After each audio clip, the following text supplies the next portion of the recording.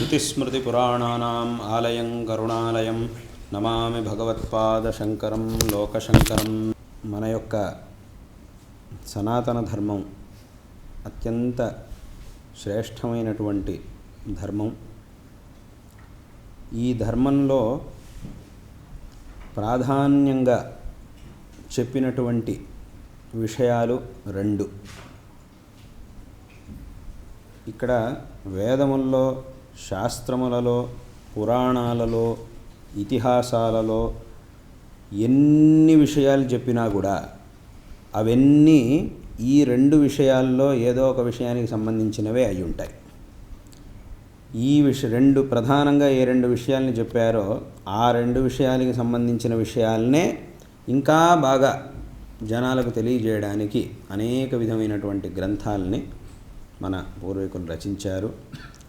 ఏమిటా రెండు విషయాలు అనంటే, మొదటిది, మనిషి అయినటువంటి వాడు తన జీవితంలో విశేషంగా భగవద్ ఆరాధన చేసి భగవంతుడి యొక్క పరిపూర్ణమైనటువంటి కృపను పొంది తన జీవితాన్ని సార్థకం చేసుకోవాలి అనేది మొదటి విషయం. రెండవది, ప్రతి మనిషి తన జీవితాన్ని సత్పురుషుడిగా తన జీవితాన్ని నడపాలి అనేటటువంటిది రెండవ విషయం. సత్పురుషుడిగా జీవించాలి, దానికి కావలసినటువంటి అనేక విషయాల్ని చెప్పారు. అదే రకంగా భగవద్ అనుగ్రహానికి పాత్రులం కావాలి. ఎన్ని శాస్త్రాలు, ఎన్ని ఆగమాలు, ఎన్ని చర్చలు ఏం చేసినా కూడా అన్నీ మనల్ని క్రమేణా ఆ భగవంతుడి యొక్క సన్నిధికి చేర్చేటటువంటి విషయాలే అయ్యుంటాయి.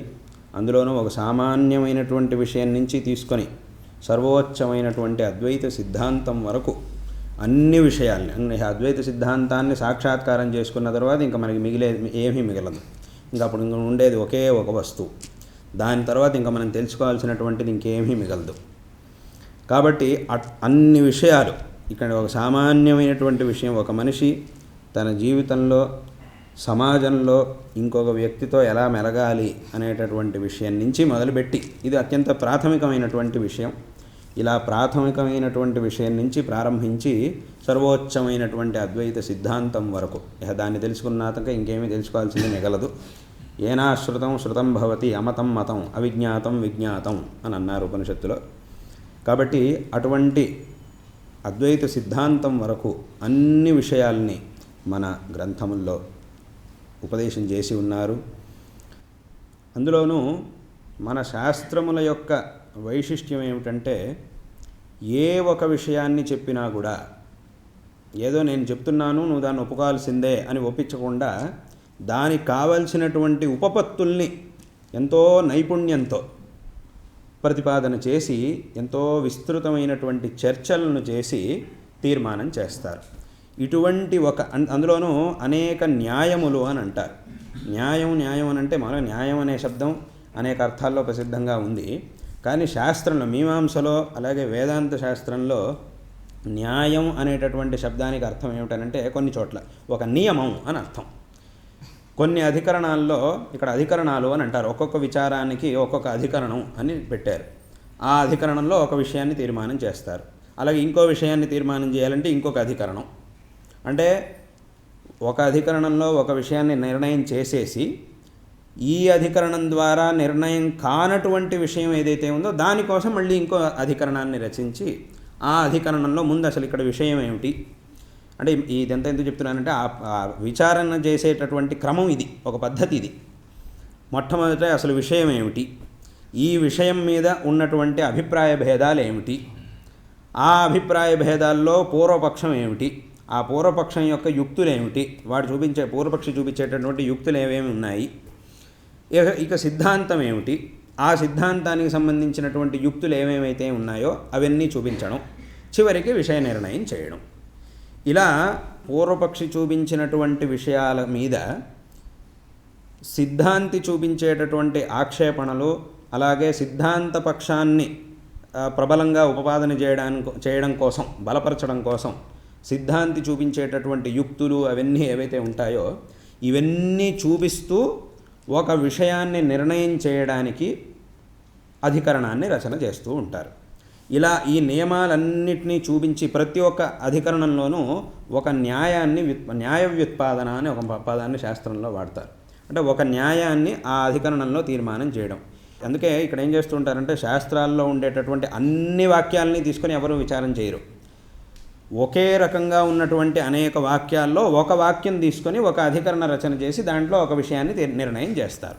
అప్పుడు మిగతా వాక్యాల్లో ఎక్కడైతే ఇదే రకంగా సంశయాలు అభిప్రాయ భేదాలు ఏర్పడతాయో ఆ మిగతా అన్ని వాక్యాల్లోనూ ఇక్కడ చెప్పినటువంటి న్యాయం ఏదైతే ఉందో నియమం, సిద్ధాంతి ఏ నియమాలను అయితే చూపించి ఆ నియమాన్ని అధికరణార్థాన్ని తీర్మానం చేశాడో దీనికి చూపించినటువంటి యుక్తులన్నీ పెట్టుకొని దీంతోనే వేరే అధికరణాలన్నింటిలోనూ మిగతా వాక్యాలన్నింటిలోనూ అర్థ నిర్ణయం చెయ్యాలి అని చెప్పడం, దాన్నే న్యాయం అని అంటారు. కాబట్టి కొన్ని చోట్ల ఏం చేస్తుంటారంటే ప్రత్యేకంగా చర్చ చేసి ఒక విషయాన్ని తీర్మానం చేస్తారు. కొన్ని చోట్ల కూడా ఇలాగే చర్చ వచ్చినప్పుడు ఏమంటారంటే ఇప్పుడు ఆ అధికరణంలో చేసినట్టుగా ఇక్కడ తీర్మానం చేయాలి, ఆ అధికరణంలో చూపించినటువంటి న్యాయానుసారంగా ఇక్కడ కూడా విషయ నిర్ణయం చెయ్యాలి అని చెప్తారు. ఈ రకంగా శాస్త్రముల్లో ఒక విశేషమైనటువంటి చర్చని ఎలా చెయ్యాలి, నిర్ణయం ఎలా చెయ్యాలి అనేటటువంటి ఒక గొప్ప మార్గాన్ని మన శాస్త్రంలో చూపించారు. కాబట్టి ఇప్పుడు ఏదో ఒక విషయం చెప్పేసేసి నేను ఈ విషయం చెప్తున్నాను కాబట్టి నువ్వు ఒప్పుకోవాల్సిందే, నీకు ఇష్టం ఉన్నా లేకపోయినా ఒప్పుకోవాల్సిందే అని అలా చెప్పలేదు. వాస్తవంగా మహర్షులు వాళ్ళందరూ ఒక మాట చెప్పారంటే మళ్ళీ దానికి తిరుగు ఉండదు. కానీ ఎవరికైతే బాగా తర్కాలు చేయడంలో యుక్తులే చూపించి మాకు యుక్తులు ఉంటే కానీ మేము విషయాన్ని ఒప్పుకోము అని ఆ యుక్తుల మీద ఎవరికైతే అభిరుచి ఉంటుందో అలాంటి వాళ్ళకు కూడా ఈ విషయాన్ని తెలియజేయడం కోసం ఈ చర్చా మార్గాన్ని అనుసరించారు. వాస్తవంగా మనం మూలభూతమైనటువంటి వచనం ఏదైతే మహర్షి ఏం వచనం అయితే చెప్పారో దాన్ని మనం అలాగే ఒప్పుకోవాలి. ఇంకా అక్కడ మహర్షులు చెప్పిన తర్వాత మహర్షులు వాళ్ళ యొక్క జ్ఞానం ఎటువంటిది, వాళ్ళు ఎన్నో అలౌకికమైనటువంటి విషయాలను తెలుసుకొని ఎంతో కఠోరమైనటువంటి తపస్సుల్ని చేసి ఈ వ్యావహారికమైనటువంటి భోగాలన్నింటినీ వాళ్ళు వదిలిపెట్టి ఇవన్నీ తుచ్చములు అని వాళ్ళు నిర్ణయం చేసి ఎంతో కఠోరమైనటువంటి తపస్సుల్ని చేసి ఆ ఈశ్వరానుగ్రహ పాత్రులై దివ్య దృష్టిని పొంది ఎన్నో తత్వాన్ని వాళ్ళు సాక్షాత్కారం చేసుకొని వాళ్ళు సాక్షాత్కారం చేసుకున్నటువంటి విషయాల్ని వాళ్ళలాగా మిగతా వాళ్ళు అంత కఠోరమైనటువంటి తపస్సును చేసి సాక్షాత్కారం చేసుకోలేరు. కాబట్టి సామాన్య జనుల్ని అనుగ్రహించడం కోసం వాళ్ళు అనేక గ్రంథాలని శాస్త్ర గ్రంథాలని రచించారు. ఆ గ్రంథముల్లో మనకి అనేక విషయాల్ని ఉపదేశం చేసి ఉన్నారు. కాబట్టి అటువంటి మహాజ్ఞానులైనటువంటి మహర్షులు చెప్పిన విషయాల మీద మళ్ళీ మనం సంశయపడడానికి అసలు అవకాశమే లేదు. అయినప్పటికీ ఇప్పుడు చెప్పినట్టుగా ఎవరికైతే ఈ బాగా యుక్తుల మీదే అభిరుచి ఉంటుందో మాకు ప్రధానికి ఒక యుక్తి చూపిస్తే కానీ మేము ఒప్పుకోము అని చెప్పేవాళ్ళు ఎవరైతే ఉంటారో అటువంటి వాళ్ళ కోసం అనేక విధమైనటువంటి శాస్త్రకారులు అనంతర కాలంలో వచ్చిన ఈ ప్రతి శాస్త్రంలోనూ ఉంది ఇలాంటి ఒక సంప్రదాయం. వ్యాకరణంలో, తర్కంలో, వేదాంతంలో, మీమాంసలో, జ్యోతిష్యంలో అన్ని శాస్త్రాల్లోనూ ఇటువంటి క్రమం ఉంది. అంటే ఒక క్రమం పెట్టుకొని దాని ప్రకారం ధర్మశాస్త్రాల్లో ఒక న్యాయం పెట్టుకొని ఆ న్యాయం ప్రకారం విషయాన్ని నిర్ణయం చేయడం అనేటటువంటి ఒక పద్ధతి అది వెనకటి కాలం నుంచి ఉంది. అయితే ఇక్కడ కొంతమందికి ఒక ప్రశ్న ఏమొస్తుంది అనంటే అది ఇప్పుడు వేరే వాళ్ళు అడిగే ప్రశ్నలు ఇవన్నీ ఏమిటి అనంటే ఇప్పుడు మన ధర్మంలో అనేక దర్శనాలు ఉన్నాయి, అనేక శాస్త్రాలు ఉన్నాయి, న్యాయం ఉంది, వేదాంతం ఉంది, వ్యాకరణం ఉంది, ఇలా ఒక్కొక్క దర్శనంలోనూ ఒక్కొక్క సిద్ధాంతం ఉంది. ఈ మహర్షి ఒకలాగా చెప్తున్నారు, ఆ మహర్షి ఒకలాగా చెప్తున్నారు. మహర్షుల్లోనే ఇప్పుడు తేడాలు వస్తున్నాయి. ఇప్పుడు మహర్షులు ఏం చెప్పారో దాన్ని మనం ఒప్పుకోవాలి అని అంటున్నారు సరే, కానీ ఇప్పుడు ఒక మహర్షి చెప్పిన దానికి విరుద్ధంగా ఇంకో మహర్షి చెప్పినట్టుగా మనకు కనబడుతోంది, చెప్పారని మనకు అనిపిస్తోంది కదా. ఇప్పుడు మనం ఏ మహర్షి చెప్పింది తీసుకోవాలి అని మళ్ళీ మనకు ఒక ప్రశ్న వస్తూ ఉంటాయి. అయితే దీని యొక్క సమన్వయాన్ని చూపించినటువంటి మహానుభావులే జగద్గురు శ్రీ ఆదిశంకరాచార్యుల వారు.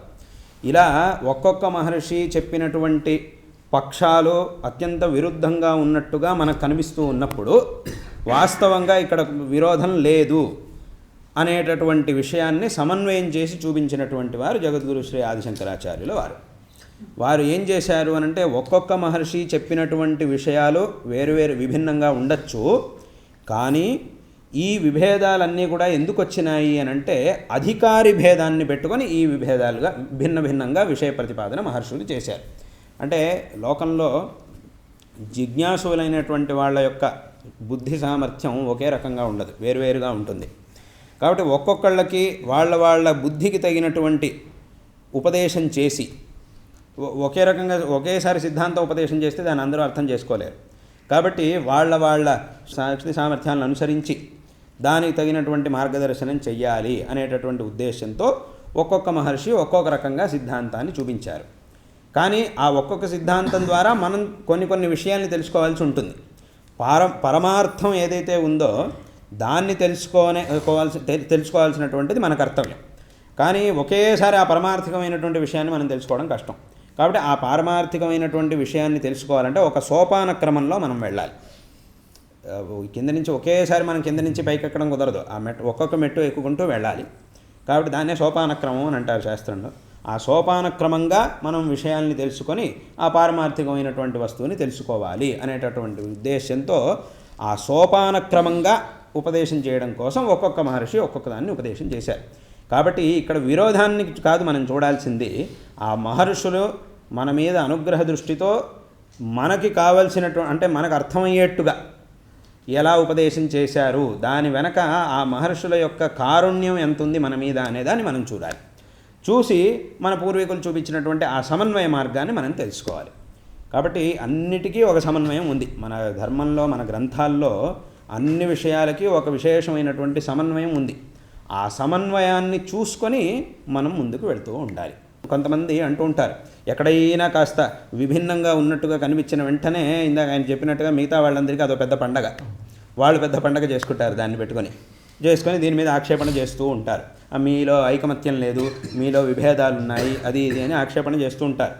ఐకమత్యం అనేది లేదు అని అంటూ ఉంటారు. కానీ ఒక్క విషయం అందరూ తెలుసుకోవాల్సింది ఏమిటంటే, అసలు ఈ ప్రపంచానికే ఐకమత్యం అనేటటువంటి పదార్థాన్ని పరిచయం చేసిందే మన ధర్మం, మన గ్రంథాలు. సమస్త ప్రపంచానికి ఐకమత్యం అంటే ఏమిటి, అది ఎలా ఉండాలి అనేదాన్ని పరిచయం చేసిందే మన గ్రంథాలు, మన ఆచార్యులు, శంకర భగవత్పాదాచార్యులు మొదలైనటువంటి వారందరూ కూడా ఆ ఐకమత్యాన్ని ఎలా మనం సమన్వయం ఎలా చేసుకోవాలి, ఐకమత్యంతో ఎలా మెలగాలి అనేటటువంటి దాన్ని చూపించారు. కాబట్టి ఇక్కడ అన్నిటికీ ఐకమత్యం అనేది ఉంది. ఆ సమన్వయాన్ని మనం సరిగ్గా అర్థం చేసుకోవాలి. వాళ్ళు చూపించినటువంటి సమన్వయాన్ని మనం అర్థం చేసుకొని దాని ప్రకారంగా ముందుకెళ్ళాలి. అది మన కర్తవ్యం. మన ధర్మశాస్త్రాలు, స్మృతులు వీటిల్లో అనేక విధమైనటువంటి ఆచరణల గురించి చెప్పారు. లోకంలో ఇప్పుడు స్థితి ఎలా ఉందంటే, ఇప్పుడు అని కాదు వెనకటి నుంచి కూడా అట్లాగే ఉంది. శాస్త్రముల్లో చెప్పినటువంటి అన్ని విషయాలు ఆచరణలో లేవు. అన్ని విషయాలు ఆచరణలో లేవు. అలాగే ఆచరణలో ఉండేటటువంటి అన్ని విషయాలకి మీరు శాస్త్రవచనం ఒకటి చూపించండి అని అంటే అది చూపించడం కష్టం. కొన్ని ఆచరణలో మాత్రం ఉన్నాయి. వెనకటి నుంచి ఆచారంలో కొన్ని విషయాలు వచ్చినాయి. ఇది ఇలాగే చేయాలని దానికి మీరు ప్రమాణ వచనం చూపించండి అని అంటే దానికి వచనం లేదు. అలాగని వచనం లేదన్నంత మాత్రాన్ని దీన్ని మేము వదిలేస్తామనడానికి కుదరదు. ఎందుకంటే మన ప్రాచీనమైనటువంటి పెద్ద పెద్ద వాళ్ళు కూడా శాస్త్రజ్ఞులు అందరూ కూడా దీన్ని ఇలాగే ఆచరణ చేసుకుంటూ వచ్చారు. అంటే మరి అప్పుడు మనం ఏం చేయాలి? దానికి శాస్త్రంలో ఏం చెప్పారు అని అంటే, మన పూర్వీకులు ప్రామాణికులైనటువంటి వాళ్ళు కూడా ఒక వచనం లేకపోయినప్పటికీ మన పూర్వీకులు అందరూ కూడా ఈ ఒక ఆచరణని చేసుకుంటూ వచ్చారు. కాబట్టి పూర్వకాలంలో దీనికి మూలభూతమైనటువంటి వచనం ఒకటి ఉంది అని అనుమానం చేయడం అని ఉంది శాస్త్రంలో. అది ఉంది. దాని మీమాంసా శాస్త్రంలోనూ చెప్పారు. అన్నిటికీ మూలం శృతి, వేదం అనేది అన్నిటికీ మూలం. స్మృతి ఎక్కడైతే కొన్ని విషయాల్లో సాక్షాత్తుగా వేదవాక్యం మనకు దొరకలేదో కానీ మహర్షులు చెప్పినటువంటి వాక్యం దొరికిందో అలాంటి చోట్ల ఆ మహర్షి యొక్క వాక్యానికి మూలభూతమైనటువంటి శృతి వాక్యం ఒకటి ఉంది, అది దాన్ని పెట్టుకునే మహర్షి చెప్పారు అని మూలాన్ని అనుమానం చేయడం అనేటటువంటి విషయం ఒకటి ఉంది. అలాగే కొన్ని చోట్ల ఆచారాలు ఉన్నాయి. ప్రతి ఒక్క ఆచరణకి ఒక మహర్షి వాక్యాన్నో అథవా శృతి వాక్యాన్నో చూపించండి అని అంటే అట్లా లేదు, పద్ధతి లేదు. కానీ మన పూర్వీకులు అందరూ కూడా ఆచరణ చేసుకుంటూ వచ్చారు కాబట్టి, ప్రామాణికులైనటువంటి వాళ్ళు కూడా ఆచరణ చేసుకుంటూ వచ్చారు కాబట్టి మనకేదో శృతివాక్యమో అథవా స్మృతివాక్యమో ప్రత్యక్షంగా దొరకలేదన్నంత మాత్రాన దాన్ని మనం వదలడం కుదరదు. కాబట్టి అలా వదిలేసేటైతే మన పూర్వీకులే వదిలేసేవాళ్ళు దాన్ని. కానీ ప్రాచీనులు ప్రామాణికులు ఎవరు కూడా దాన్ని వదలకుండా ఆచరణ చేసుకుంటూ వచ్చారు. కాబట్టి దాని యొక్క తాత్పర్యం ఏమిటంటే, వెనకటి కాలంలో దీనికి సంబంధించినటువంటి వాక్యం ఒకటి ఉండేది అని అనుమానం చేయడం. అందుకే దాన్ని మీమాంసలో ఒక సూత్రంలో చెప్పారు, విరోధే త్వనపేక్షం స్యాత్ అసతి హ్యనుమానం అని ఒక సూత్రం ఉంది మీమాంసలో, జైమిని మహర్షి చెప్పినటువంటి సూత్రం. దీనికి ఏమిటి అంటే, ఏదైనా ఈ సూత్రం యొక్క అర్థం ఏమిటంటే, ఏదైనా ఒక స్మృతి వాక్యాన్ని మనం తీసుకున్నప్పుడు ఆ స్మృతి వాక్యం యొక్క అర్థం ప్రత్యక్షంగా మనకు ఉపలబ్ధమైనటువంటి శృతివాక్యంతో విరుద్ధంగా ఉంటే గనక అప్పుడు మనం ఏం చేయాలి, ఏది తీసుకోవాలి అని అంటే, స్మృతి కంటే శృతి ప్రబలం కాబట్టి ఆ స్మృతిని వదిలిపెట్టేసి శృతి వాక్యాన్ని తీసుకోవాలి, శృతిలో చెప్పినట్టుగా ఆచరణ చేయాలి అని ఉంది.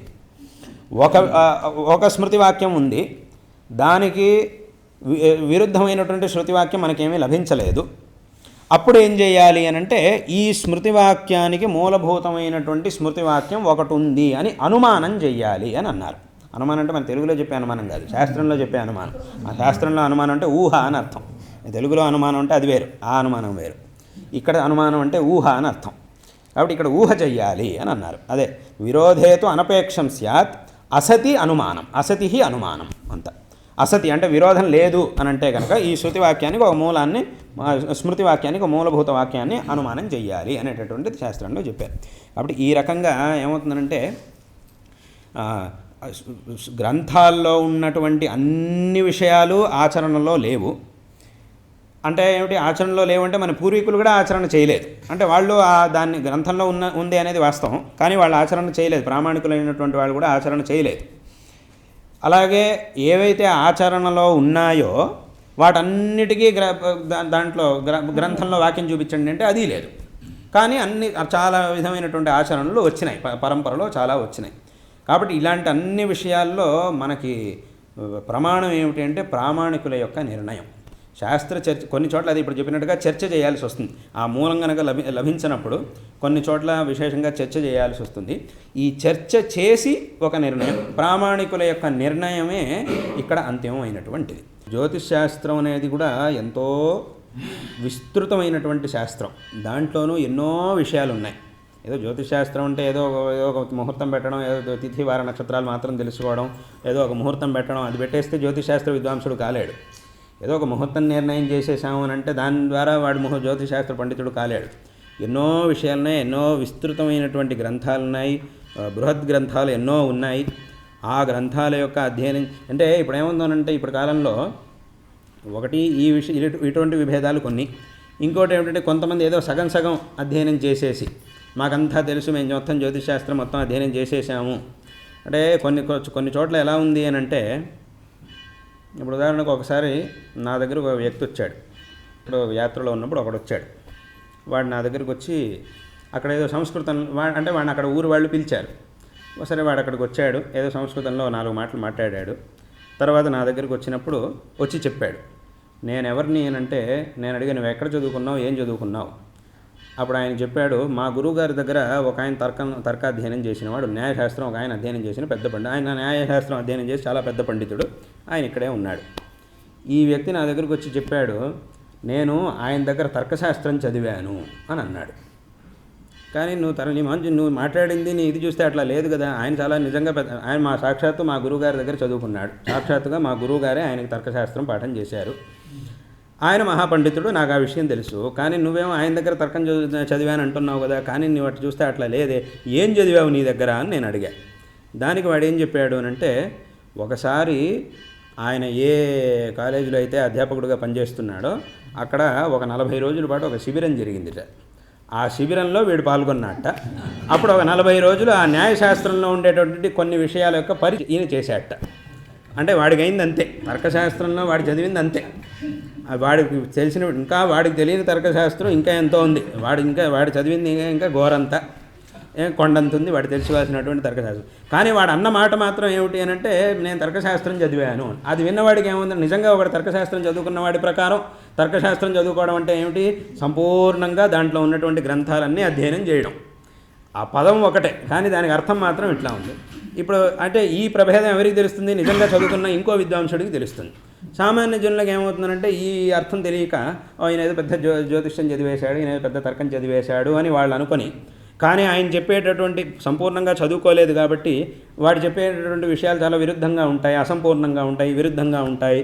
అవన్నీ చూసినప్పుడు జనాలకు ఏమనిపిస్తుంది అంటే, ఈయన ఏదో చదువుకున్నా అంటాడు కానీ ఏదో తప్పులుగా చెప్తున్నాడు. కాబట్టి ఇప్పుడు ఏమైందంటే ఈ విద్వాంసులే తప్పులు చేస్తున్నారు.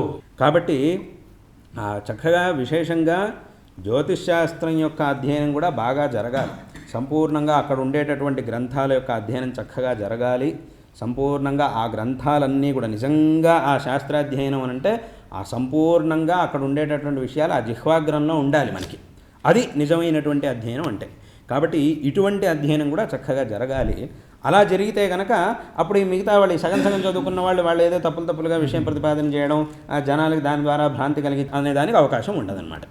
కాబట్టి ఆ జ్ఞానం ఆ అధ్యయనం సంపూర్ణంగా జరగకపోవడం అనేది కూడా ఇక్కడ ఈ సమస్యకు ఒక కారణం.